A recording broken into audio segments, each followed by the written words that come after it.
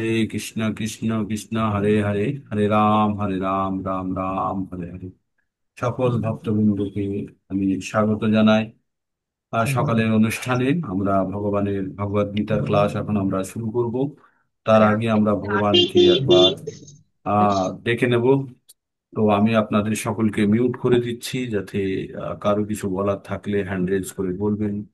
আপনারা জানি অনেকে বিভিন্ন প্রতিকূলতার মধ্য থেকেও ভগবানের নাম করছেন, এটাই সব থেকে বড় কথা। কেউ যাত্রা করছেন, কেউ আমার মতো দূরে বসে আছে অন্ধকারে কোনো বারান্দায় বসে চেষ্টা করছি। ঠিক আছে? তো সবাইকে অনেক অনেক ধন্যবাদ। তো এখন আমরা ভগবদ গীতার ক্লাসে চলে যাব। এই পর্যন্ত আমরা আমরা ভগবানকে তার আগে একবার স্মরণ করে নেব। হ্যাঁ? ওম নমো ভগবতে বাসুদেবায়। ওম নমো ভগবতে বাসুদেবায়। ওম নমো ভগবতে বাসুদেবায়।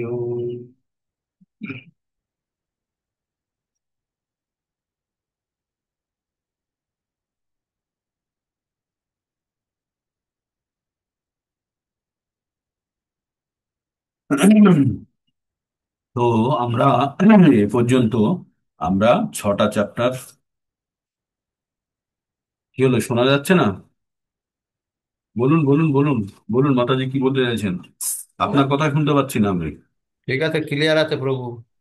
ক্লিয়ার আছে, কিন্তু মাতাজি কি বলতে চাইছে মনে হচ্ছে শোনা যাচ্ছে না। ওদের ভলিউম বা অভয়া অভয় মাতাজি। মাতাজি। অভয়া হ্যাঁ হ্যাঁ মাতাজি। হ্যাঁ, কি বলছে শুনতে পাচ্ছে না নাকি? কিন্তু আমি তো ওদের কথা কিছুই শুনতে পাচ্ছি না। না, আমিও শুনতে পাচ্ছি না। মাতাজি একবার অফ করে অফ অন করুন। একবার বেরিয়ে যান। আপনি একবার লিঙ্ক থেকে বেরিয়ে আর একবার জয়েন করুন। হুম। আমার মুখ দেখা যাবে না, কারণ আমার মুখের কাছে আলো নেই বলে সেটা যেমনটা আছে তেমনটাই থাকবে। প্রয়োজনে আমি ওটাকে অফ করেও নিতে পারি। তো এই পর্যন্ত আপনার ওই মনমোহন বাবু, একবার ওনাকে কল করুন, কল করে বলে দিন যে একবার অফ করে অন করুন, বা কি প্রবলেম হয়েছে শুনে নিন আপনি, আমি তো বুঝতে পারছি না। তো এই পর্যন্ত আমরা আহ 5 নম্বর অধ্যায় পর্যন্ত সম্পন্ন করেছি, 6 নম্বর অধ্যায়ে শুরু করেছি আমরা ভগবদ গীতা। আমরা ভগবদ গীতা থেকে কি জানতে পারি? ভগবদ গীতা ভগবানের মুখ নিঃসৃত বাণী। আজকে আর আমাদের ভগবদ গীতা শিক্ষা গ্রহণের পূর্বে প্রধান বা প্রথম আহ, যে ইয়ে থাকতে হবে, যে কন্ডিশন থাকতে হবে, সেটি হচ্ছে যে আমাদের মধ্যে শ্রদ্ধা এবং ভক্তি থাকতে হবে, তবেই ভগবদ গীতার জ্ঞান অর্জন করা যাবে। না হলে ভগবদ গীতার জ্ঞান অর্জন করা যাবে না। এটা হচ্ছে প্রধান শর্ত। ঠিক। আর তারপরে আমরা এবার ভগবানের মুখনিসৃত বাণী। ভগবানকে ভগবান স্বয়ং শ্রীকৃষ্ণ। অনেক ভগবানের অবতার আছে, তার মধ্যে আহ ভগবান কিন্তু কোনো অবতার নন। অনেকের মনের মধ্যে ভুল ধারণা থাকে যে কৃষ্ণ হচ্ছে বিষ্ণুর অবতার। কিন্তু যদি আমরা একদম শুরু থেকে যদি দেখি, আহ ভগবান আহ ঈশ্বরঃ পরম কৃষ্ণ সচ্চিদানন্দ বিগ্রহ অনাদির আদি গোবিন্দ সর্ব কারণ কারণ। তো ভগবান হচ্ছেন সব কারণের কারণ, এবং তিনি অনাদি। অনাদি মানে যার আদি নেই, তারও আগে থেকে তিনি আছেন। তার মানে বুঝতে পারছেন যে একটা দৌড় শুরু হবে যেখান থেকে, তারও পিছনে তিনি আছেন, মানে তারও আগে থেকে, মানে যেখানে শুরু হচ্ছে তার আগে থেকেই তিনি আছেন। অনাদির আদি, মানে অনাদি মানে যার আদি নেই, তারও আদি তিনি। তো ভগবান হচ্ছেন ঈশ্বর পরমকৃষ্ণ সচ্চিদানন্দ বিগ্রহ অনাদির আদি গোবিন্দ। তো ভগবান হচ্ছেন সবকিছুর কারণ। তো ভগবান 8 নম্বর 10 নম্বর অধ্যায়ের 8 নম্বর শ্লোকে এই কথাটি বলেছেন। কি বলেছেন সেখানে? বলেছেন অহম সর্বস্ব প্রভাব মত্তে সর্বং প্রবর্ততে ইতি মত্তা ভজন্তে মাম বুধা ভাব সমন্বিতা। আমি সবকিছু উৎস, এবং আমার থেকেই সবকিছু সৃষ্টি হয়েছে, আমার দ্বারাই সবকিছু নিয়ন্ত্রিত হয়। এবং এই জিনিসটা যে জেনে গেছে, জেনে আমার যে ভজনা করে, জানবে তার বুদ্ধির উদয় হয়েছে। তো বুদ্ধির উদয় হলে কি হবে না হবে সেগুলো আমরা হরে কৃষ্ণ চতুর্শ্লোকী মাতাজি। গীতাতে, হরে কৃষ্ণ মাতাজি। কিছু বল। তো সেটা আমরা চতুর্শ্লোকী গীতায় জানতে পারবো। কিন্তু তার আগে আমরা ছোট ছোট করে আমরা চলছি। 1 নম্বর অধ্যায়ে অর্জুনের মন খারাপ হয়েছে, আত্মীয় স্বজনের সঙ্গে সে যুদ্ধ করতে চায় না। 2 নম্বর অধ্যায়ে অর্জুনকে ভগবান অর্জুনকে আত্মার জ্ঞান দিলেন। আত্মার জ্ঞানের পর ভগবানকে ভগবান কর্ম সম্বন্ধে বললেন, স্বধর্ম সম্বন্ধে বললেন এবং স্থিতপ্রজ্ঞ সম্বন্ধে বললেন। এই চারটে 5টা জিনিস বলার পরে ভগবান 3 নম্বর অধ্যায়ে অর্জুনকে কর্মের জ্ঞান দিলেন, যে কর্ম ছাড়া আমরা কেউ বাঁচতে পারি না। আর কর্ম আমাদের প্রত্যেককেই করতে হবে। আর কিন্তু প্রত্যেকটা কর্মই বন্ধনযুক্ত। তাই এই কর্মের বন্ধন থেকে আবার কি করে বেরোনো যায়, আমাদের প্রধান শত্রু কি সেটাকেও চেনানোর চেষ্টা করা হয়। আমরা কিভাবে কাজ করি, যে কোনো কর্ম যে আমরা করি কিভাবে করি, কে করায় কাজ। তো আমরা পরে সেটা জানতে পারলাম যে আমরা প্রকৃতির গুণ দ্বারা চালিত হই। প্রকৃতির 3টে গুণ হচ্ছে সতোষ, রজস আর তমস। এই 3টে গুণ দ্বারা আমরা চালিত হয়ে আমরা যে কোনো কর্ম করি। তাই আমাদের মধ্যে যে গুণের প্রভাব বেশি থাকবে সেই গুণ দ্বারাই আমরা চালিত হব এবং সেই ধরনের কর্মে লিপ্ত হবে। ঠিক। তো তারপরে ভগবান বললেন, জ্ঞান দিলেন অর্জুনকে। যে জ্ঞান দিতে গিয়ে অর্জুনকে বললেন যে ভগবদ গীতা কোথায় থেকে সৃষ্টি হয়েছে, কাকে তিনি প্রথম বলেছিলেন, ভগবান কে, কখন, কিভাবে আসেন। ভগবান সম্বন্ধে যদি কেউ জেনে গেছে তাহলে তাকে জন্ম কি মৃত্যুর চক্র থেকে বেরিয়ে যেতে পারে সে। এইভাবে ভগবান যজ্ঞের কথা বললেন। যজ্ঞ সব সর্বাপেক্ষা জ্ঞান যজ্ঞ শ্রেষ্ঠ তিনি বললেন। তাই জ্ঞানের তরবারি দ্বারা মনের মধ্যে যে অজ্ঞানতার অন্ধকার আছে বা অজ্ঞানতার শত্রু রূপে যে দৈত্য বসে আছে তাকে হত্যা করতে হবে। তাই জ্ঞানের প্রকাশ হলে তবেই সে পরবর্তী উন্নতির দিকে যেতে পারে। তাই আমরা এখন জ্ঞান যজ্ঞের অনুষ্ঠান করছি। এটা একটি তপস্যা, এখানে আমরা জ্ঞান আরোহণের চেষ্টা করছি। 5 নম্বরে ভগবান কর্ম সন্ন্যাস সম্বন্ধে বললেন। উনি বললেন কর্ম কাকে বলে, আর 3 ধরনের কর্মের মধ্যে সব থেকে শ্রেষ্ঠ কোনটি। আর কর্ম না করে কেউ বেঁচে থাকতে পারবে না, আবার কর্ম ত্যাগ করেও কেউ সন্ন্যাস হতে পারবে না। তাই কর্মফলের আশা, আসক্তি ত্যাগ করাটাই সব থেকে শ্রেয়। তাই ভগবান অর্জুনকে শেষে বিভিন্ন আত্মার বস্ত্র ধারণ করার পরিবর্তে, আত্মা যেমন দেহ ধারণ করে থাকে বিভিন্ন ধরনের, দেহ ধারণ করার কারণে আত্মাগুলি বাইরে থেকে বিভিন্ন রকম লাগে, কিন্তু যারা পণ্ডিত তারা আত্মাকে আত্মার মতোই দেখে আর সকলকেই সমান দেখে। এইভাবে এগিয়ে চলতে চলতে আমরা 29 নম্বর শ্লোকে বা 5 নম্বর অধ্যায়ের শেষ শ্লোকটিতে আমরা যেটা জানলাম সেটি ভগবান বললেন যে ভক্তারাম যোগ্য তপস্যাম সর্বলোক মহেশ্বরাম সুহৃদাং সর্বভূতানাং জ্ঞাতামাম শান্তির ইচ্ছতি। তো ভগবানই সবকিছুর ভোক্তা, এটা যিনি জেনে গেছেন আর তার তিনি অবশ্যই শান্তি প্রাপ্ত করছেন। তারপরে ভগবান 6 নম্বর অধ্যায়ে সন্ন্যাসী এবং আহ যে কর্মফল ত্যাগ করা এবং সন্ন্যাস, এই দুটোর মধ্যে তিনি ত্যাগ এবং সন্ন্যাসের মধ্যে পার্থক্য কিছুটা বলতে গেলেন। বললেন যিনি কর্মফলের আশা ত্যাগ করে যিনি কর্ম করেন ইনি সন্ন্যাসী এবং যোগী। নাকি যে কর্ম বন্ধ করে দিয়ে আহ ভেবেছে যে কিছু করলেই বন্ধন হবে তাই কিছু করলাম না বলে চুপ করে বসে গেল, সে কখনো সন্ন্যাসী বা যোগী হতে পারে না। তাই সন্ন্যাসী যোগী হওয়ার জন্য যে তাকে কি করতে হবে, ইন্দ্রিয় সুখ ভোগের বাসনা ত্যাগ করে যখন সে তার ইন্দ্রিয়গুলিকে ভগবানের সেবায় নিয়োজিত করবে বা কর্মের জন্য নিয়োজিত করবে, তখনই সে যোগী বা সন্ন্যাসী হতে পারবে। এবং যোগীদের অষ্টাঙ্গ যোগের দুটো জায়গা, একটা হচ্ছে যোগ আরোগ্য আর যোগ যোগারূঢ়। দুটো জিনিস জানতে হবে। আরোগ্য মানে হচ্ছে চড়ার ইচ্ছা। চড়ার ইচ্ছা মানে হচ্ছে যারা আমাদের সিঁড়ি থাকে না, সিঁড়িতে আমার যে প্রথম ধাপে থাকে তারা হচ্ছে আরোগ্য, মানে তারা হচ্ছে চড়ার ইচ্ছা প্রকাশ করছে, তাহলে কোথায় পা দেবে, প্রথম ধাপে পা দেবে। আর তারপরের জন কি হচ্ছে, যে সম্পূর্ণ উপরে উঠে গেছে তাকে বলছে যোগারূঢ়, যে যোগের সর্বোচ্চ স্থানে পৌঁছে গেছে তাকে বলছে রূঢ়। আর যে যোগ শুরু করেছে মাত্র তাকে বলছে যোগ আরোগ্য। ঠিক আছে।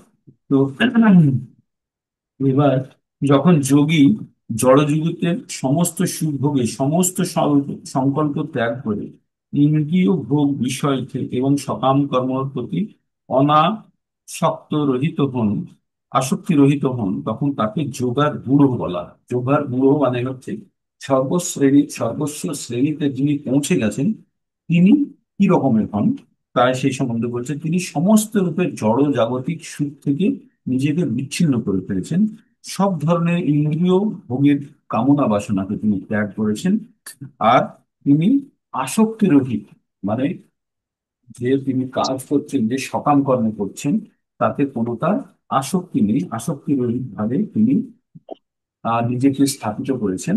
এই অবস্থাতে এই অবস্থাকে বলা হয় যোগ নিয়োগ। মানুষ যখন ভক্তিযোগে সর্বতোভাবে ভগবানের সেবায় নিয়োজিত হয়, তখন সে আত্মতৃপ্তি লাভ করে। আর তাই ইন্দ্রিয় তৃপ্তি অথবা সকাম কর্মে তিনি আর লিপ্ত হন না। আর তা না হলে অবশ্যই ইন্দ্রিয়দের তৃপ্তি সাধনে প্রবৃত্ত হতে হবে। কারণ কর্মরহিত মানুষ কখনোই থাকতে পারে না। মানে আমাদেরকে দুটো কর্মের মধ্যে যে কোনো একটি বেছে নিতে হবে। একটি হচ্ছে সকাম কর্ম, ইন্দ্রিয় ভোগ সুখ ভোগ, অথবা আসক্তি রহিত ভাবে ভগবানের সেবা করা। তো আসক্তি রহিত ভাবে যারা সর্বতোভাবে ভগবানের সেবা করছে, তাদেরকে বলা হচ্ছে যোগা রূঢ়। আর যারা ইন্দ্রিয় সুখের জন্য আহ সাধারণ ব্যক্তিরা আছেন এবং এই ইন্দ্রিয় সুখ ভোগ ত্যাগ করে ধীরে ধীরে যে যোগার মূল দিকে যাওয়ার চেষ্টা করছে, তাদেরকে বলা হয় যোগ আরো বেশি। তারপরে এবার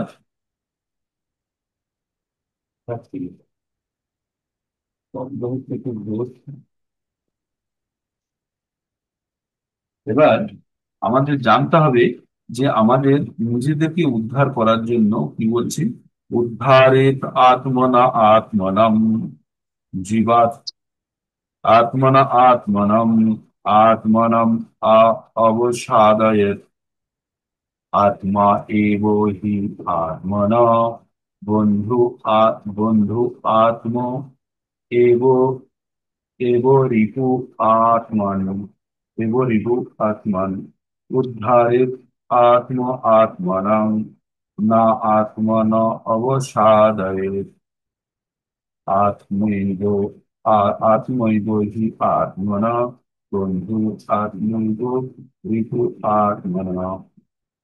বলছে যে মানুষের কর্তব্য হচ্ছে তার মনের ইচ্ছা, মানুষের কর্তব্য হচ্ছে মানুষের কর্তব্য হচ্ছে তার মনের দ্বারা নিজেকে জড় জগতের বন্ধন থেকে উদ্ধার করা। মানে আমাদের এই ভগবদ গীতার মধ্যে একটা জায়গা আমরা খুব বারবার পড়েছি, সেটা হচ্ছে আমাদের ইন্দ্রিয় সমূহ। আর এই ইন্দ্রিয় সমূহ শব্দ শুনতে পাচ্ছেন কিছু না কিছু? এই ইন্দ্রিয় সমূহের সংযোগ স্থল হচ্ছে মন। কালকে বলেছিলাম ইন্দ্রিয় সমূহের সংযোগ স্থল হচ্ছে মন। আর এই মন কি করে? বুদ্ধিকে খবর কি দেয়। তাহলে ইন্দ্রিয় সমূহ দ্বারা আমরা যে সমস্ত তথ্য এই জড় জগৎ থেকে সংগ্রহ করি, সেইগুলো নিয়ে মনকে দিই, আর মন বুদ্ধিকে দেয়।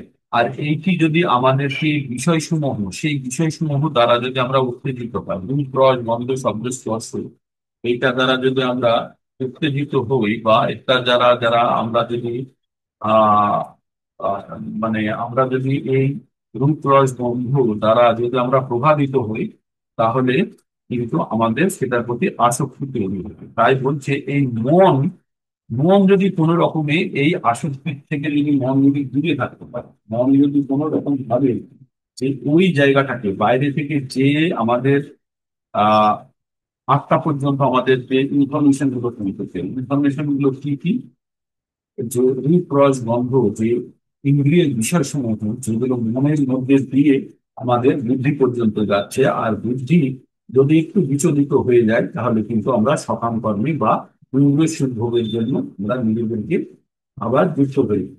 তাই তাই বলছে এই মনকে যদি আপনি কন্ট্রোল করতে পারেন, বা মনকে যদি আমরা কন্ট্রোল করতে পারি, তাহলে আমরা কিন্তু প্রকৃত অবস্থার দিকে যেতে পারবো। আর এই মনকে বলা হচ্ছে মনই শত্রু, মনই মৃত্যু।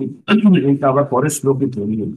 বন্ধুর আত্মনাত্মস্য যেনা আত্মৈব আত্মনাজিত অনাত্ম অনাত্মনস্তু শত্রুতে বর্ততে আত্মৈব শত্রুবৎ। বলছে মন, যিনি মনকে জয় করে ফেলেছেন, যিনি মনকে জয় করে ফেলেছেন, মন তার জন্য বন্ধু। কিন্তু যিনি মনকে জয় করতে অক্ষম তার জন্য মন শত্রু। তার মানে আমাদের যে কোনো জিনিস আমাদের নির্ভর করে কি, যে মন কিভাবে সেই জিনিসটা গ্রহণ করছে, তাই না? একই কথা দেখবেন, একই জিনিস কেউ যখন ভালো মনে আছে, বা আমরা যেটাকে মুডে বলি, তখন যখন আছে তখন ওই কথাটাই আপনি কাউকে বললেন, তাতে সে রাগ করবেন না। কিন্তু পরবর্তীতে যখন ওই কথাটায় আপনার মন যখন বিচলিত আছে, ওই কথাটা বললেই আপনার কিন্তু রাগ হয়ে যাবে, বা আপনি ঝগড়া করে দিচ্ছেন, তাই না? আপনাকে যদি কেউ যদি হেসে হেসে বলে যে কি গো, অনেকদিন দেখা নাই, কেমন আছেন, ভালো আছেন তো, মনে হচ্ছে খুব মজা করছেন, আর ওই কথাটায় আপনার মন বিচলিত আছে, আর কেউ যদি বলে যে কি গো, অনেকদিন দেখা নেই, ভালো আছেন তো, মনে হয় মজা করছেন, তখন আপনি খুব বাজেভাবে রিয়াক্ট করবেন। কারণ এই যে রিয়াকশনটা আসছে, এই রিয়াকশনটা কিন্তু মন কিভাবে আপনার ওই তথ্যটি সংগ্রহ করলো, করে বুদ্ধিকে দিল, বুদ্ধি সেই অনুযায়ী রিয়াকশনটা দেবে। আর সেই অনুযায়ী আমাদের আবার কর্মেন্দ্রিয়গুলি আবার মানে সেটাকে আবার ট্রান্সফার করবে। বা- তো তাহলে আমাদের জানতে হবে যে মন কিভাবে আমাদেরকে আহ আমাদেরকে এই বাহ্যিক জগতের সঙ্গে যুক্ত করে, অথবা অথবা আমাদেরকে ভগবানের সঙ্গে যুক্ত করতে সাহায্য করে। কারণ মনে যদি আমাদের কন্ট্রোল থাকে, মন হচ্ছে একটা জাংশন, জেনে রাখবেন, ইলেকট্রিক প্লাগের সুইচ বোর্ডের মতো, যেখান থেকে আপনি বিভিন্ন জিনিস নিয়েছেন, নিয়ে ওইখানে রাখবেন। মেন সুইচ যদি আপনি অফ করে দিতে পারেন, তাহলে কিন্তু আর কারেন্ট আসবে না। তেমনই যত আমাদের ইন্দ্রিয়ের বিষয়সমূহ সব নিয়ে মনে পড়ছে, আবার মন থেকেই কর্মেন্দ্রিয়গুলি কাজ করছে। আর আমরা জানি কাম কোথায় লুকিয়ে থাকে। কাম লুকিয়ে থাকে ইন্দ্রিয়ে, কাম লুকিয়ে থাকে মনে, আর কাম থাকে বুদ্ধিতে। তাহলে যখনই আমরা মনকে সংযত করে ফেললাম, তাহলে দুই ধরনের দুটো জায়গাকে আটকে ফেললাম। একটা হচ্ছে আপনার ইন্দ্রিয় সমূহকে, যে জ্ঞানগুলো বা বিষয়সমূহ, যে জ্ঞান বা ইচ্ছা আমাদের আসছিল সেটা, আর মনে নিজের ইচ্ছা। তার মানে মনকে যদি আমরা আহ, সম্বরণ করে ফেলতে পারি, তাহলে দুই ধরনের আমরা জায়গা কিন্তু বন্ধ করে দিলাম। কার? আমাদের যে বিষয়সমূহ ভোগের যে ইচ্ছা, সেই রকম দুটো জায়গাকে আমরা বন্ধ করে দিলাম। তাই বলছে মনকে সংযত করা ভীষণ প্রয়োজন। কিন্তু পরবর্তীতে আবার অর্জুন এই কথাটাই বলবে যে মনকে মন, ভগবান যেমন বলছে যে মনকে সংযত করা ভীষণ প্রয়োজন, যারা মনকে সংযত করতে পেরেছে তারা মন তাদের বন্ধু, আর যারা পারেনি তাদের মন শত্রু। তেমনই ভগবানকে আবার অর্জুন 34 নম্বর শ্লোকে গিয়ে এই কথাটাই বলবে যে চঞ্চলম হি মন কৃষ্ণ প্রমাথি বলবদ্ধাম। হে ভগবান, তুমি যে কথাগুলো বললে সবগুলো মানছি, কিন্তু মন ভীষণ চঞ্চল, তাকে নিগ্রহ করা, তাকে কন্ট্রোল করা খুব কঠিন। তারপরে ভগবান তার আবার সলিউশন দেবে, তো আমরা তখন যখন যাবো তখন করবো। জিতাত্মন প্রশান্তস্য পরমাত্মা সমাহিতা শীতোষ্ণ সুখ দুঃখেষু তথা মান অপমানয়। এটা কালকেও পড়েছিলাম, আমরা এগুলো সব পড়েছি। মনকে জয় করে যিনি প্রশান্ত হয়েছেন, প্রশান্ত মানে আরো বেশি শান্ত হওয়াকে প্রশান্ত বলে, হ্যাঁ।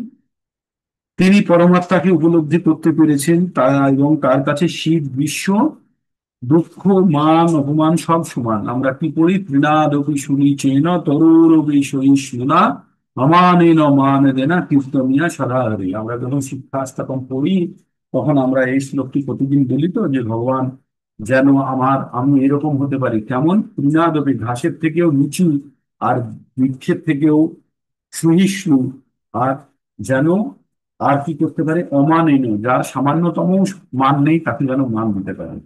এই কথাগুলির অর্থ কি? অর্থ হচ্ছে যে আমাদের মধ্যে যে অহংকার রূপী শত্রু যে বসে আছে, তাকে সরানো। কারণ আপনি যখন নিজেকে ঘাসের থেকে নিচু ভাববেন, বা গাছের থেকে সহিষ্ণু ভাববেন, তখন নিজেকে এক ভিন্ন জায়গাতে স্থাপিত করবেন। কারণ আপনি জড়জাগতিক যে পরিচয় নিয়ে যদি আপনি থাকেন, যে আপনার শারীরিক দেহাত্ম বোধ, যাকে বলে দেহাত্ম বোধ নিয়ে আমরা যখন থাকবো, তখন কিন্তু কোনো অবস্থাতেই আমরা তৃণাদপি সুনিচ্ছেন তরুরপি সহিষ্ণু না হতে পারবে না।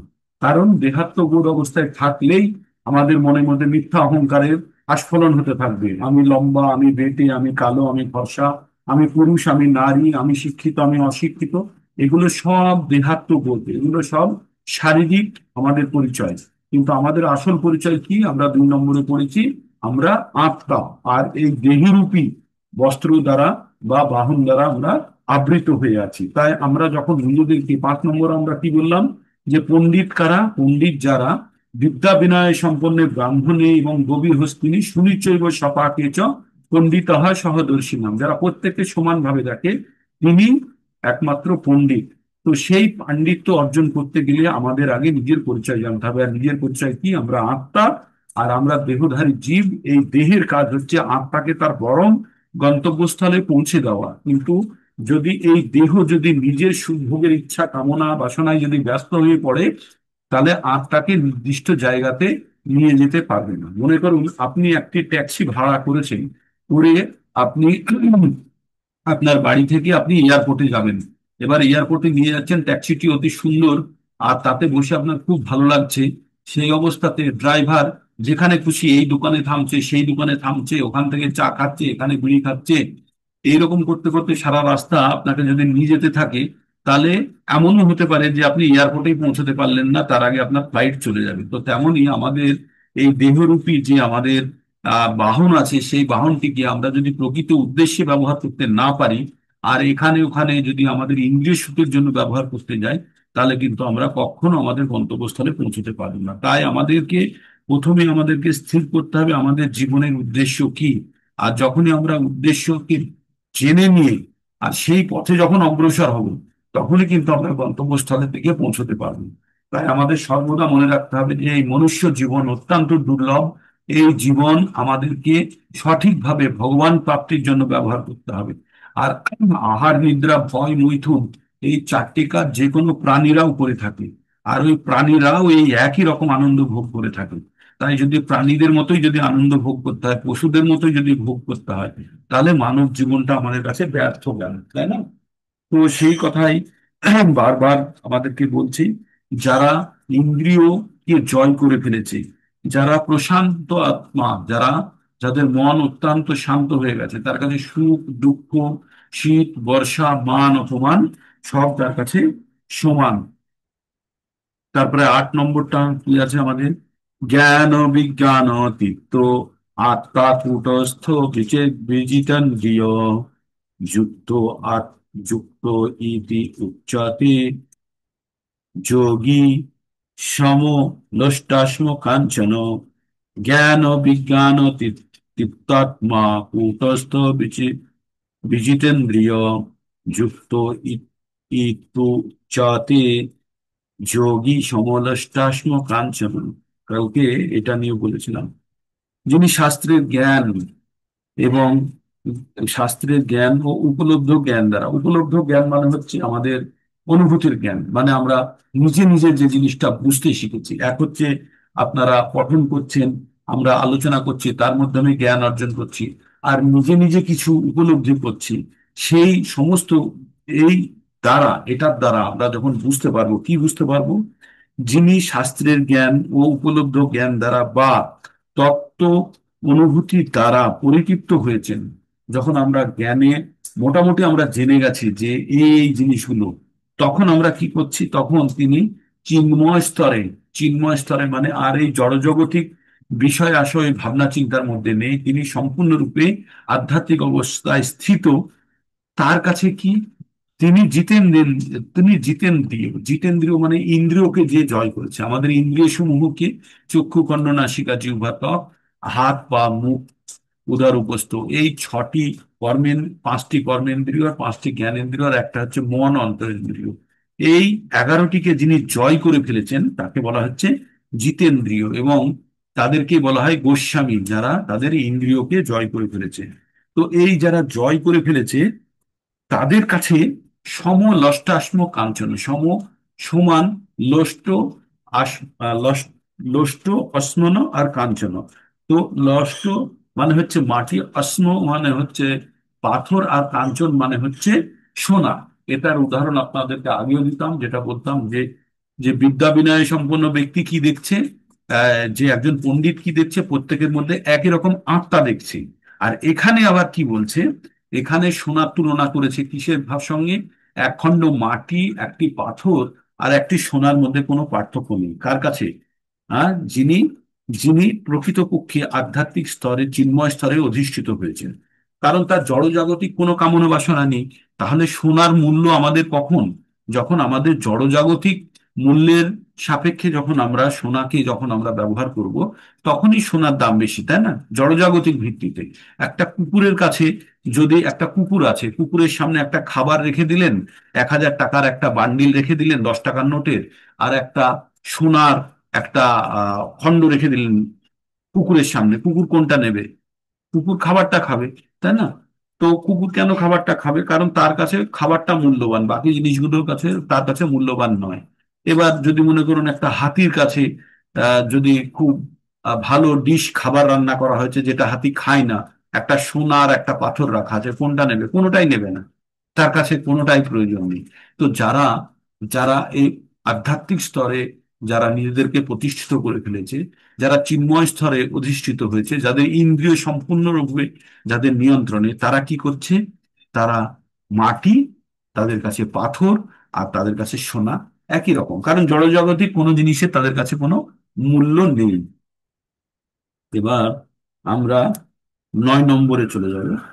সুহৃদয়, সুহৃদয় মিত্র অরি উদাসীন, মধ্যস্থ, উদাসীন মধ্যস্থ দেশ, বন্ধুষ, সাধুষ্য, সাধিস্য অপি চ পাপেষু চ সমবুদ্ধি বিশেষ্যত। একটা বড় সেন্টেন্সেই একটা লাইন তৈরি করেছে, কি বলছে?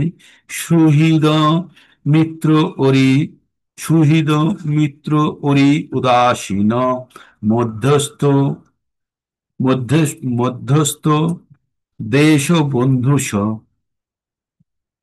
তারপরে লাইনে সাধুষ্যপি, সাধুষ্য অপি, সাধুষ্য অপি চ পাপেষু সমবুদ্ধি বিশিষ্যতে। যিনি সুহৃদয়, সুহৃদয়, যিনি মিত্র, শত্রু, উদাসীন, মধ্যস্থতাকারী, মৎসর, বন্ধু, ধার্মিক, পাপাচারী আদি সকলের প্রতি সমবুদ্ধি সম্পন্ন, তিনি শ্রেষ্ঠত্ব লাভ করেন। নিন, আমরা এতক্ষণ ধরে কুকুর, শিয়াল, বিড়াল, সোনা, পাথর সমান বলছিলাম। এবার কাকে সমান বলছে? কাকে? যে যিনি সর্বোচ্চ স্থানে যে পৌঁছে গেছেন, তিনি কাকে দেখছেন? সুহৃদয়। সুহৃদ মানে হচ্ছে যে আপনার হৃদয়ের কাছাকাছি আছে, যে আপনাকে মনের থেকে বা কাছ থেকে আপনাকে ভালোবাসছে, সে হচ্ছে আপনার সুহৃদ। তাহলে সুহৃদ, মিত্র যে আপনার বন্ধু, শত্রু যে আপনার বন্ধু নয়, যে আপনার ক্ষতি করতে চায়, তার প্রতি উদাসীন, মধ্যচ্ছতাকারী। এমন হতে পারে যে শত্রু আর মিত্রের মধ্যে যে বোঝাপড়া করিয়ে দিচ্ছে, মিডিয়েটর যাকে বলি। মৎসর মানে ঈর্ষা, বন্ধু, ধার্মিক, পাপাচারী আদি সকলের প্রতি সমদৃষ্টিকোণ। তার মানে যে আধ্যাত্মিক স্তরে সম্পূর্ণরূপে, সম্পূর্ণ মানে শ্রেষ্ঠ অবস্থায় বসে গেছে, তার কাছে এইসব জিনিসের কোনো দাম নেই। কিসের দাম নেই? যে কে আমার প্রিয়, কে অপ্রিয়, কে বন্ধু, কে শত্রু, কে পাপী, কে পুণ্যবান, সবাই সমান। কখন হবে সেটা? যখন আপনি এই জড়জাগতিক যত কিছুর বিচারের মাত্রা দিয়ে বেরিয়ে যাবেন। কারণ যখনই আপনি প্রত্যেককে আত্মা দিয়ে দেখবেন, তখন আত্মার গায়ে কোনো দাগ নেই, আত্মা একদম পরিষ্কার, আত্মা একদম নির্মল। কিন্তু আত্মার প্যাকেটগুলোর মধ্যে প্রবলেম। আত্মার প্যাকেট, কোনোটা চটের ব্যাগ, কোনোটা পলিথিন, কোনোটা কাগজে মোড়া, কোনোটা পিট্টু ব্যাগে, তাই না? তো আত্মা, আত্মা একদম শুদ্ধ। তাহলে যখন সেই পণ্ডিত যে আধ্যাত্মিক চেতনায় যে পৌঁছে গেছে, তার কাছে আত্মা ছাড়া বাকি জিনিসের কোনো দাম নেই। মানে 5টা জিনিসের মধ্যে ওই যদি 1 কেজি সোনা রাখা থাকে, যে প্রকৃত স্বর্ণকার হবে সে কিন্তু প্রকৃতপক্ষে ওই সোনাটার দিকেই তার ধ্যান, জ্ঞান থাকবে, তার আর প্যাকেটের দিকে কোনো নেই। তাই প্রকৃতপক্ষে আধ্যাত্মিক স্তরে যে পৌঁছে গেছে, তার কাছে ওই প্যাকেটগুলোর কোনো দাম নেই। মানে আমাদের যে শরীররূপী যে বস্ত্র পরে আছি, সেই বস্ত্র দিয়ে সে বিচার করে না। তার কাছে কুকুর, শিয়াল, বিড়াল, মানুষ, গরু, হাতি, শত্রু, মিত্র, তারপরে পাপাচারী, উদাসীন, মধ্যচ্ছদাকারী, ঈর্ষাবহুল, বন্ধু, ধার্মিক, পাপাচারী সব একটা আছে। তো তাহলে যোগারূঢ় মানে যে সর্বোচ্চ শ্রেণীতে পৌঁছেছে, তাকে আমরা কি বলেছিলাম? যোগারূঢ়। যে আধ্যাত্মিকতা নিম্ন শ্রেণীতে আছে আর যে উচ্চ শ্রেণীতে আছে, তাকে বলছে যোগারূঢ়। তাহলে যোগাড়ুর ব্যক্তিরা সর্বদা পরম ব্রহ্মে সংযুক্ত থাকে। পরম ব্রহ্মে তার দেহ, মন, আত্মাকে নিয়োজিত ও করবে। তিনি করেন সর্বদা, যে ব্যক্তি তার দেহ, মন, আত্মাকে নিয়োজিত করবেন, যিনি একাকী নির্জন স্থানে বসাবে।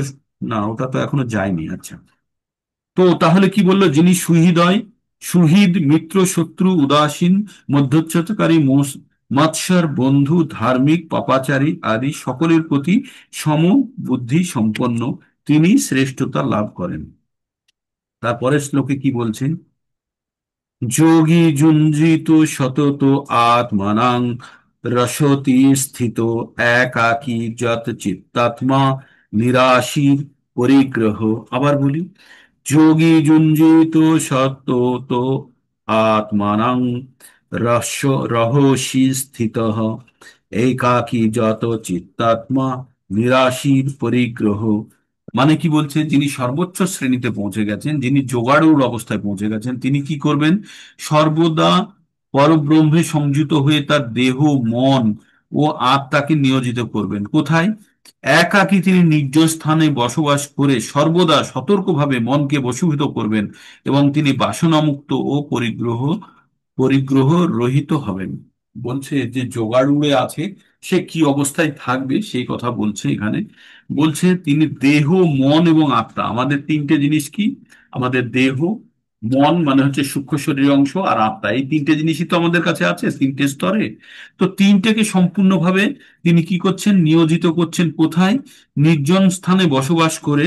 এই যে নিরাশীর পরিগ্রহ, যেখানে বলেছে নিরাশীর পরিগ্রহ, কথাটির অর্থ হচ্ছে যে বর্জন করে, সবকিছু ত্যাগ করে তিনি কোথায় থাকছেন? নির্জন স্থানে থাকছেন। নির্জন স্থানে কি করছেন তিনি? তিনি সর্বদা এক কথায় তিনি ভক্তি সহকারে সর্বক্ষণ ভগবানের সেবা করায় হচ্ছে কৃষ্ণ ভগবান। যিনি নির্বিশেষ ব্রহ্মবাদী, জ্ঞানী, পরমাত্মার অন্বেষণকারী যোগীরাও আংশিকভাবে কৃষ্ণ ভাবনাময়। কারণ নির্বিশেষ ব্রহ্ম হচ্ছে ভগবানের দেহ নির্গত রশ্মির ছটা, এবং সর্বব্যাপ্ত পরমাত্মা হচ্ছেন ভগবানের আংশিক প্রকাশ। তাই ধ্যানমগ্ন যোগী, নির্বিশেষবাদী এবং জ্ঞানীরাও পরোক্ষভাবে কৃষ্ণ ভাবনায়, তবে সরাসরি কৃষ্ণ ভাবনাময় ভক্তই সর্বশ্রেষ্ঠ এবং আধ্যাত্মবাদী। কারণ এই ভক্তের এই এই ধরনের ভক্ত সম্পূর্ণরূপে ব্রহ্ম পরমাত্মা সম্বন্ধে, দেখুন, আমরা কোনো জিনিসের প্রতি ভক্তি তখনই হবে যখন আমরা সেই জিনিসটা সম্বন্ধে সম্পূর্ণ জ্ঞান আরোহণ করব। আমরা এতদিন ধরে সকল দেবদেবীকেও ভগবান বলতাম, ভগবানকেও ভগবান বলতাম, সকলেই আমাদের কাছে ভগবান। তারপরে আমরা আত্মা কি জানতাম না, আমরা মন কি জানতাম না, আমরা হৃদয়, কোন জায়গায় আত্মা থাকে, হৃদয়, মন, আত্মা, ভগবান, সব আমাদের কি মনে হতো যে একটা গোলানো। এইগুলো আমরা কোথায় থেকে জানছি? আমরা এইমাত্র জ্ঞান অর্জনের মাধ্যমে। তাই যখন জ্ঞানী, যখন কোনো যোগাড়ুর, যোগাড়ুড়ো মানে সর্বোচ্চ শ্রেণীতে পৌঁছানো, যখন কোনো আধ্যাত্মিক চেতনা সম্পন্ন কোনো ব্যক্তিত্ব বা ভক্ত, যখন তার দেহ, মন এবং আত্মাকে সম্পূর্ণভাবে নিয়োজিত করে একাকী নির্জন স্থানে বসবাস করে সতর্কভাবে মনকে বশীভূত করেছেন, এবং তিনি বাসনামুক্ত এবং পরিগ্রহ রহিত, বাসনা, তার মনের মধ্যে কোনো বাসনা নেই, বা কোনো বাসনা বা কোনো ইন্দ্রিয় সমূহ এসে তাকে উত্তেজিত করতে পারে না, তিনি যোগাড়ুর স্থানে সম্পূর্ণভাবে পৌঁছে গেছেন। তারপরে এইবার বলছে অষ্টাঙ্গ যোগ। এই যে আমাদের এই চ্যাপ্টারের মধ্যে অষ্টাঙ্গ যোগের যে ব্যাখ্যা করব, সেই অষ্টাঙ্গ যোগের আগে এবার কিভাবে একজন যোগী কিভাবে যোগ সাধনায় মগ্ন হবে সেইটা এবার এখানে ব্যাখ্যা করা হয়েছে 9, 11 নম্বর আর 12 নম্বর শ্লোকে। 11 নম্বর এবং 12 নম্বর শ্লোকে সেটি ব্যাখ্যা করা হয়েছে কিভাবে। শুচৌ দেশে প্রতিষ্ঠাপ্য স্থির মানস আত্মনা, না উচ্চ না অতি উচ্ছিষ্টং, নাতি নীচং চৈলাজিন কুশতরম, ত্রৈকাগ্রং মন কীর্তা যত চিত্তা চিত্রয় ইন্দ্রিয় ক্রিয়া উপ বিশ্বনাশানে যুঞ্জাদ যোগ আত্মবিশুদ্ধয়ে। দুটো শ্লোকে একসঙ্গে বলা হয়েছে। কি বলা হচ্ছে? যে কিভাবে ধ্যান করবে যোগী। বলছে যোগ আসনে অভ্যাসের জন্য, যোগ ও আসনে অভ্যাসের জন্য কুশাসনের উপর, কুশাসন জানি আমরা, কুশাসনের উপর মৃগ চর্ম, মানে কুশের আসনের উপর হরিণের চামড়ার একটা ছাল বিছিয়ে তারপরে উপরে বস্ত্রাসনে রেখে অতি উঁচু, মানে যে জায়গাটায় যোগী বসবে সেটা যেন অত্যন্ত নিম্ন না হয়, আবার অতি উঁচু না হয়, আসনে বসে পবিত্র স্থানে, মানে সব জায়গায় পবিত্র স্থানে বসে তাতে আসীন হবেন এবং সেখানে উপবিষ্ট হয়ে চিত্ত শুদ্ধির জন্য চিত্ত ও ইন্দ্রিয় ক্রিয়া সংযত পূর্বক মনকে একাগ্র রেখে অভ্যাস করবেন। কিসের? আমরা এবার অষ্টাঙ্গ যোগের কথার মধ্যে প্রবেশ করছি। অষ্টাঙ্গ যোগ মানে হচ্ছে যে যোগের 8টি অঙ্গ আছে, তার অঙ্গের মধ্যে একটি জায়গা হচ্ছে আসন। আসন মানে হচ্ছে যে শারীরিক যে কসরত করে আমরা আমাদের ইন্দ্রিয়কে কন্ট্রোল করার চেষ্টা করছি সেটাকে বলে আসন। যেমন বলে না পদ্মাসন, চক্রাসন, শবাসন, বিভিন্ন আসনের কথা বলে। এগুলো হচ্ছে সব শারীরিক অ্যাক্টিভিটি। আর এই শারীরিক কার্যকর্ম করে আমরা কি করি? আমাদের মনকে আমরা সংযত বা কন্ট্রোল করার চেষ্টা করি, তার দ্বারা ইন্দ্রিয়গুলোকেও কন্ট্রোল করি, ঠিক আছে? এবং মন এবং ইন্দ্রিয়কে কন্ট্রোল করা হয় কার দ্বারা? বিভিন্ন যোগের দ্বারা। সেই যোগের নাম হচ্ছে অষ্টাঙ্গ যোগ। অষ্টাঙ্গ মানে হচ্ছে 8টি অঙ্গ এই যোগের। অঙ্গগুলো কি কি? ইয়ম মানে কি করব, নিয়ম মানে কি করব না, ইয়ম, নিয়ম, আসন, আসন মানে ওই শারীরিক কি কিভাবে আমি নিজের শরীরটাকে ভগবানের কাজে ব্যস্ত রাখবো। তারপরে হচ্ছে প্রাণায়াম, প্রাণায়াম মানে হচ্ছে শ্বাস প্রশ্বাসের প্রণালীকে বলে প্রাণায়াম। তারপর হচ্ছে ধারণা, ধ্যান। তারপর হচ্ছে প্রত্যাহার এবং সমাধি। তারপরে এই যে 8টি অঙ্গ অষ্টাঙ্গ যোগের, তো এই অষ্টাঙ্গ যোগের আমরা 3 নম্বর কাজ নিয়ে বলছি, সেটা হচ্ছে আসন। তো বলছে যখন কোনো যোগী যখন কোনো তপস্যা বা যোগে বসবে, প্রথমে কুশাসন, তারপরে একটা হরিণের চামড়া। হরিণের চামড়া কেন? যাতে তাতে পোকামাকড় আসে না হরিণের চামড়ার গন্ধে। তারপরে একটা আসন বিছিয়ে, সেই আসনটা অতি উঁচু হবে না, অতি উঁচু হলে অহংকার তৈরি হবে, আর অতি নিম্ন হলে আর নিজেকে এতই নিচু মনে হবে যে ভগবানের সঙ্গে যুক্ত করার যোগ্যতা নাই, বা নিজেকে অধঃপতিত মনে হবে। তাই একটা সাম্য অবস্থায়, না অতি নিচু না অতি উঁচু স্থানে সেই আসন রেখে তাতে বসে, সেটি একাকী স্থানে হতে হবে, এমন নাকি জনবহুল জায়গাতে। একাকী স্থানে হতে হবে। আর কি হতে হবে? সেই জায়গাটি পবিত্র স্থান হতে হবে। হয়ে এবার কে করে? যোগী এবার তার মন আর ইন্দ্রিয় ক্রিয়গুলো খুব সংযত পূর্বক মনকে একাগ্র করে অভ্যাস করে। এবার অভ্যাস যখন করছে তখন কি করছে? তখন ওই নাককে যে আমাদের নিঃশ্বাসকে প্রশ্বাসকে নিয়ন্ত্রণ করে আমাদের মনকে বা চোখের দৃষ্টি একদম নাকের ডগার প্রতি নিয়ে আসি আমরা, দিয়ে মনকে সম্পূর্ণ ভাবে এই ভ্রুদয়ের মাঝখানে আনি। তো এগুলো বিভিন্ন যোগের পদ্ধতি, সেগুলো আমরা আরো পরবর্তীতে জানবো। তো এখানে একটি জায়গাতে কি বলেছে ভগবান, প্রভুপাদ এখানে ব্যাখ্যা, এই সমস্ত সংস্থা গুলি টাকা উপার্জন করে কিন্তু যথা বলছে অসংযমী, উদ্বিগ্ন চিত্ত এবং অসংযমী মানুষ কখনোই ধ্যান করতে পারে না। যাদের মন সবসময় বিচলিত এবং যারা উদ্বিগ্ন, যারা সবসময় কোনো না কোনো বাহ্যিক বিষয় দ্বারা যারা নিজেকে নিয়ন্ত্রণে রাখতে পারে না, উদ্বিগ্ন চিত্ত এবং অসংযমী, যাদের কোন রকম সংযম নেই, যাদের দৈহিক বা ইন্দ্রিয় তৃপ্তির যাদের ইচ্ছা এখনো রয়ে গেছে, তারা কখনোই ধ্যান করতে পারে না। তাই বিভিন্ন নারদীয় পুরাণে বলা হয়েছে, বর্তমান কলিযুগে মানুষ যখন অল্পায়ু, পরমার্থ সাধনে অপটু এবং সর্বদাই নানা রকম উপদ্রবের শিকার, মানে আমরা এই কলিযুগের মানুষের কি কি হচ্ছে? আয়ু কম, আমাদের সবসময় কোনো না কোনো জিনিস দ্বারা বিচলিত হব, এবং আমাদের বুদ্ধিও কম। তাই আমাদের জন্য কি, আমাদের অষ্টাঙ্গ যোগ করব না কি করব? সেই জন্য পরমার্থ সাধনের শ্রেষ্ঠ পন্থা হচ্ছে ভগবানের দিব্য নাম সম্বন্বিত হরে কৃষ্ণ মহামন্ত্র কীর্তন করা। মানে বৃহঙ্গ নারদীয় পুরাণে কি বলা হয়েছে? বলা হয়েছে মানুষের বয়স কম, মানে আয়ু কম, মানুষের বুদ্ধি কম, মানুষ সর্বদা আহ অসুস্থ থাকবে, মানুষ সবকিছু বাইরের জিনিস দ্বারা বিচলিত থাকবে।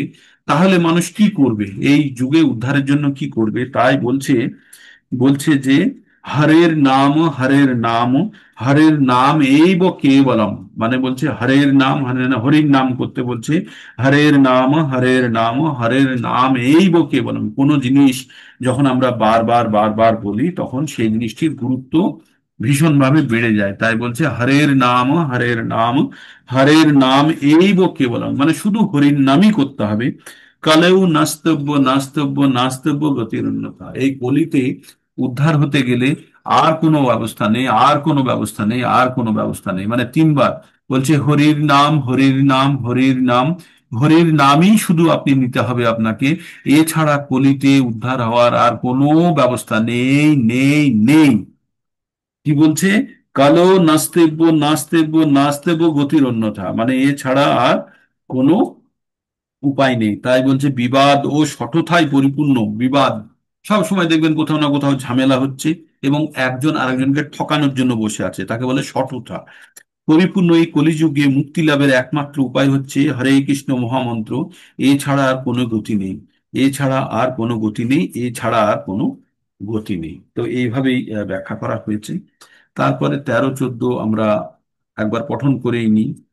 সমং কায় কায় শির কায় শির গ্রীভম গ্রীবম সমং কায় শির গ্রীবম ধারয়ন্ন চলং স্থির সাপে সংস্পেক্ষ নাসিকাগ্রাং সদিশাশ্চান বলোলোকয়ন প্রশান্তাত্মা বিগত ভির্ব ব্রহ্মচরী ব্রতে স্থিতঃ মন সংযম্য মচ্চিত্ত যুক্ত আশিত মৎপরঃ।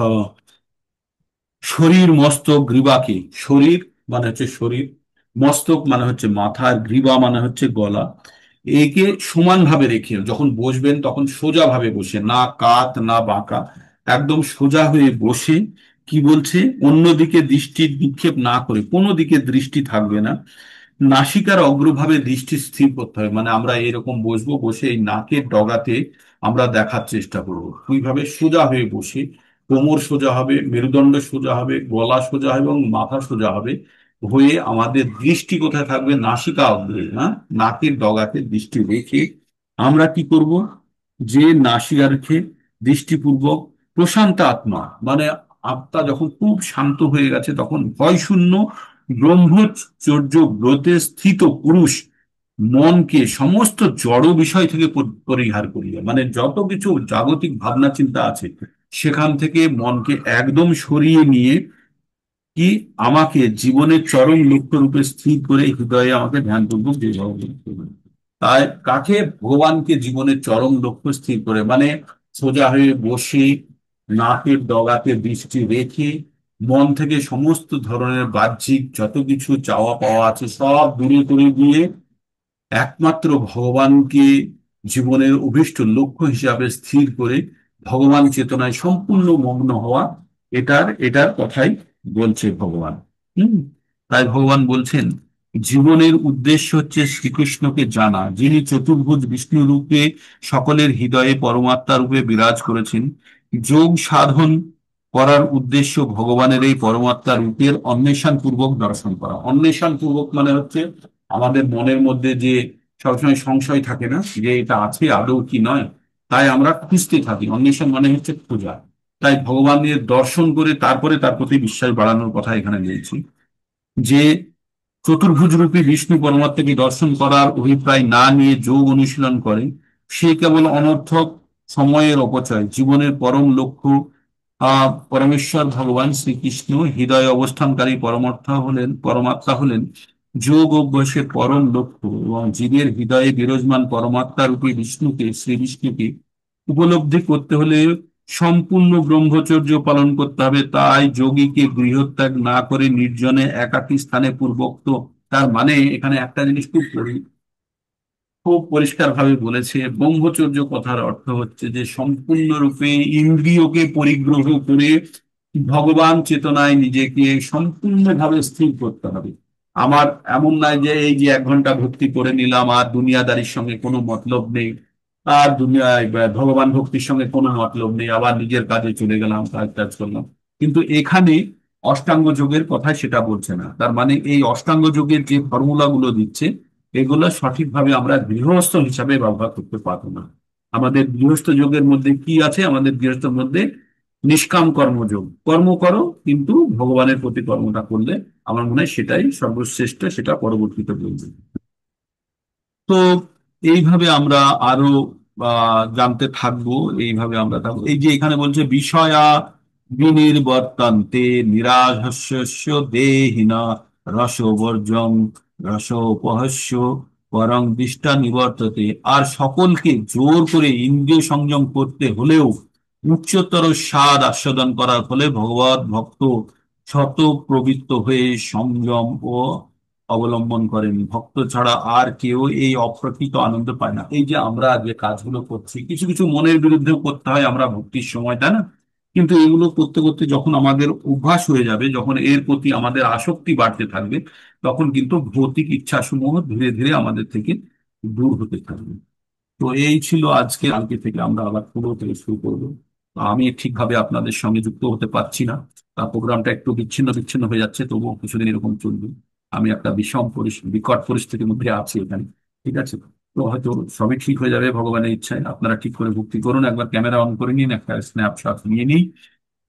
হরে কৃষ্ণ কৃষ্ণ কৃষ্ণ হরে হরে, হরে রাম রাম রাম হরে হরে। যারা যারা ক্যামেরা অন করতে পারবেন প্লিজ একবার ক্যামেরা অন করুন। তাতে আপনাদের উপস্থিতিটা, আপনাদের উপলব্ধিটা নিজেদেরই ভালো লাগবে যে আপনারা উপস্থিত হয়েছেন। হ্যাঁ, যারা যারা পারবেন একবার ক্যামেরা অন করুন। হরে কৃষ্ণ কৃষ্ণ কৃষ্ণ হরে হরে, হরে রাম রাম রাম হরে হরে। আজকে সংখ্যা একটু আমাদের একটু কম হয়ে আছে না, 24 মতো। ঠিক আছে, তাই যেটাই হবে, যাদের ভক্তি যেমন ভক্তি হবে তাদেরই হবে। তো আমাদের আজকে আমরা এখানে শেষ করব। কারো যদি কিছু বলার থাকে একবার বলতে পারেন। আর আপনারা 5 নম্বর অধ্যায়ের পঠন পাঠন আপনারা করুন। তার একটা সামারি মাতাজি পাঠিয়েছিলেন, আমি শুনলাম খুব বিস্তারিত ভাবে উনি লিখতি মাতাজি শুনে তো ওটি কভার করেছেন খুব সুন্দরভাবে, পুরোটাই করেছেন। আপনারাও করুন, আপনারা নিজে দেখুন, এগুলো অ্যাকচুয়ালি অনুশীলন। এই কাজটি করার ফলে কি হবে, আপনাদের মনের মধ্যে চ্যাপ্টারের কোথায় কি আছে প্রত্যেকটা জিনিস সম্বন্ধে জানা, আরো অনেক কিছু প্রত্যেকটা মুহূর্তে আপনাদের সঙ্গে আমি যখন বলি, প্রত্যেকটা মুহূর্তে আমি শিখি, প্রত্যেকটা মুহূর্তে শিখি। তাই শেখার কোনো শেষ নেই, যখনই পড়বেন তখনই এর মধ্যে নতুনত্ব খুঁজে পাবেন। তাই ভগবদ গীতা এমন একটি গ্রন্থ, যখন যে কোনো পাতা খুলে পড়তে থাকুন সেখান থেকেই আপনি ভগবদ গীতার প্রকৃত জ্ঞান অর্জন করুন। তাই যাদের কাছে পুস্তক নেই, আবার বলি, তারা সংগ্রহ করুন, আর যাদের কাছে আছে তারা অবশ্যই পঠন করুন। তাই আজকে এখানে শেষ করছি। হরে কৃষ্ণ কৃষ্ণ কৃষ্ণ হরে হরে, হরে রাম রাম রাম হরে হরে। সকলকে আমার বিনীত সশ্রদ্ধ প্রণাম। আর ভগবানের কাছে প্রার্থনা করি যে আপনারা সকলেই সুন্দরভাবে ভক্তি করুন এবং ভগবত ভক্তি পথে সুন্দরভাবে অগ্রসর হয় এবং অন্যকেও এই ভগবত ভক্তিতে সাহায্য করুন। হরে কৃষ্ণ।